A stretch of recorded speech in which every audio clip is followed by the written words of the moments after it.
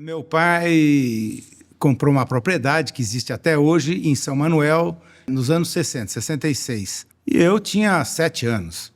E ali eu comecei a gostar da vida do campo. Minha mãe nasceu em meio rural, meu avô era cafeicultor em Campinas. E então a veia da terra veio para mim. Nós somos em 7 irmãos. Vários gostam, mas como eu, de viver, de me dedicar profissionalmente, vem dessa época. E de lá para cá eu nunca tive nenhuma dúvida do que eu queria ser. E sou zootecnista e fui ter o contato com a zootecnia, que eu não sabia o que era, num curso no Parque da Água Branca, em São Paulo. Eu tinha 14 anos. E lá, a definição da zootecnia, eu falei, é isso que eu quero ser. A fazenda da família, nós tínhamos 1.500 vacas e tal, e eu, em 74, comecei a criar quarto de milha. E eu fui comprar um garanhão num Aras, que foi o introdutor da raça Appaloosa no Brasil, muito de renome, Dr. Carlos Raul Consoni. E ele estava com Appaloosa. E foi muito engraçado que ele chegou para mim e falou, você é rico? Eu falei, não. Então cria Appaloosa. Até foi assim, ele eu considero uma das pessoas que me levou a essa minha vida de associação. Porque ele já fez nós entrarmos como sócio do Appaloosa, nós somos o 38º registrado como sócio, e logo em seguida eu entrei na zootecnia e não tinha inspetor, pegava inspetor de outras raças, estava meio esculhambado, e me convidaram para ser o inspetor. Então eu já tive contato com associação, lidar com criador e aquela coisa. Eu tinha 21 anos, né? Então eu já tinha esse lado e conhecia a ovelha nessa vida de inspetor. Eu ia para o Nordeste, naquela época em 80, 81 e tal, eu achava que tudo era cabrito, não tinha lã, né? Não sabia do rabo embaixo é ovelha, rabo para cima é carro, né? E no Sul, um comércio naquela época, tinham 13 milhões de ovelhas no Rio Grande do Sul. E eu olhava aquilo e comer, né? Aí quando eu comia o cordeiro, eu falava, rapaz, não tem como isso dar errado. Aí tive aula de ovinocultura com o professor Edson, cheguei para ele e falei, escuta, esse bicho não cria aqui? Ele falou, pô, claro que cria. E aí começou. Aí eu comprei meu primeiro rebanho em 84. Comprei 30 ovelhas, fui na fazenda. Pô, tudo bem, tudo bem, tudo bem. Já começamos o trabalho de reativação da associação. Por quê? Pô, precisa ter mais gente. A Aspaco, que foi fundada em 60 isso. Ficou parada. Ficou 12 anos trabalhando e ficou parada 10 anos, vamos falar assim. Aí você pegou a reativação. Nós pegamos um grupo, fomos atrás de quem ainda existia daquela remanescente Aspaco, inclusive o presidente.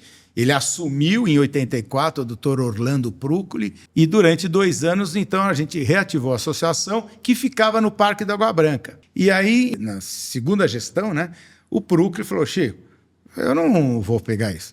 Aí tentamos achar alguém de cabelo branco naquela época, né, aposentado, já bem de vida, tranquilo, não, caiu eu aqui. Mas assim, eu tinha uma estrutura, eu era inspetor de cavalo, eu ganhava um salarinho na fazenda e tal. E já criava, né?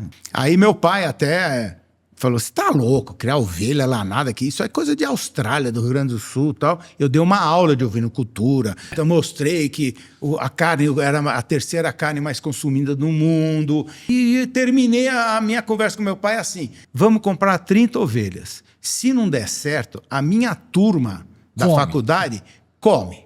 Então eu comecei a criar, ele falou, então tá bom, até eu como também.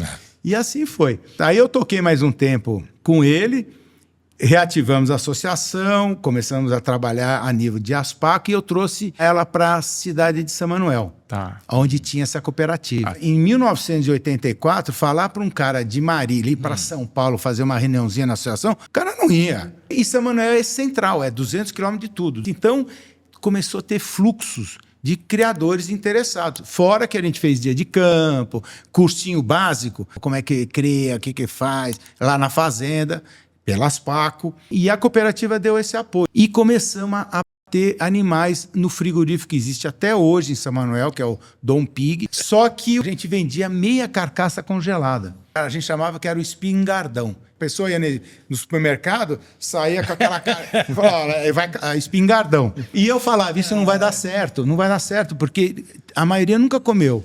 O cara não vai pegar 6, 7 quilos de carcaça para experimentar. Aí nós trouxemos 2 gaúchos técnicos vieram fazer os cursos de chuletado, que é os cortes hoje. O pernil, o carré. Aí o que aconteceu? Nós começamos a vender na cooperativa bandejinha com pescoço, pernil e tal, de 2 quilos. Aí começou a vender para burro. Em 85, o Rio Grande do Sul fez a Fé Ovelha, onde eu fui comprar a primeira carga de ovelha, porque eu comprei 30 em setembro. E aí eu fui em janeiro na Fé Ovelha. Tinha 10 mil e poucos animais. Eu fiquei louco, eu e o Edson, falei, cara, isso nós temos que fazer lá. Aí viemos embora, eu comprei 190 e poucas matrizes Corredale e viemos na estrada. Pô, como é que nós vamos falar Fé Ovelha, Fé Ovelha? Falei, mas Edson, lá em São Paulo não se fala feira, fala exposição. Puta, Expo Ovelha. E em 88 nós criamos a Expo Ovelha. E foi um sucesso dentro do pátio dessa cooperativa. Eu comecei no Willy, quando eu comecei naquela história minha de ir lá para o sul, comprei aquele rebanho, depois comprei mais um. O professor Edson, meu mentor, e Chico, as ovelhas mais velhas vão fazer heterose e vão fazer cruzamento para que o cordeiro saia melhor, né? E aí você elimina o cordeiro e a ovelha velha na última cria. Aqui em São Paulo era o berço do sufoco. Mas com a lã a $3,5 o quilo, a fibra preta que tem no sufoco joga o preço para baixo. E eu não conhecia o Willy. O que nós vamos usar? Papapá. E eu fui numa exposição em Livramento. E aí o Edson falou, essa raça aí, ela é branca, né? E eu comecei no Willy. Depois eu tive um histórico muito engraçado. Eu liquidei com uma cabanha em Santa Catarina. Eu fui lá para comprar 360 comerciais Ile de France e o cara tinha 120 PO. Eu não tinha PO. E eu já estava, inclusive, numa outra propriedade que foi do meu ex-sogro, que é do João. Aí foi para o Gilberto, continuamos. Eu e ele juntamos e fizemos um trabalho, nós chegamos a criar 1.800 ovelhas comerciais durante 17 anos e fazendo cruzamento. Então, quando eu vi aquele rebanho, eu cheguei para o Gilberto e falei, cara, olha a oportunidade de a gente entrar no PO, porque eu já cruzava com o Willy desde 80 e pouco. E aí o seu Oswaldo Lima, Cabanha Alagoas do Horizonte, estava liquidando o rebanho. E foi muito engraçado, porque eu e o Gilberto e o Márcio, que até hoje é técnico, nós chegamos lá como criador que nunca vimos ovelha. Essas carneiras e...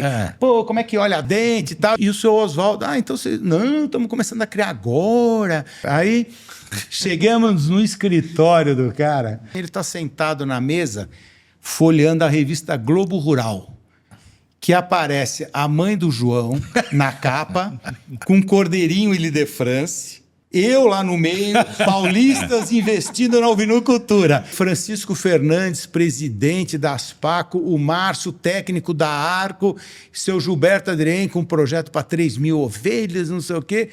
3 páginas. E o Oswaldo assim, mas então vocês estão querendo mesmo investir na ovinocultura. Já tínhamos umas 800 ovelhas.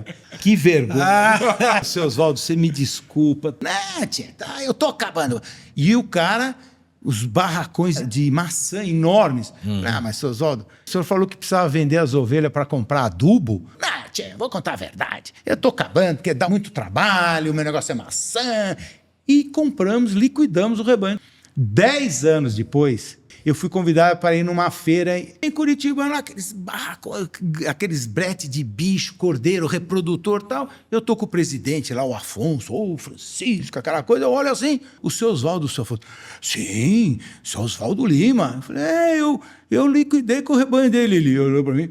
Mas, tio, o seu Oswaldo Lima é o maior criador de ovinos de Santa Catarina. Como assim? Aí ele, daqui, lá, é tudo bicho dele. Aí eu comprei o afixo, o Nico, que é o nome da cabanha, e tem as tatuagens, né? Eu comprei assim, 75, 125 e tal. 10 anos depois estava 1030, né?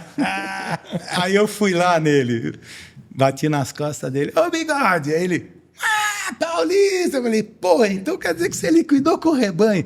Foi uma risada. Um tentou passar o outro.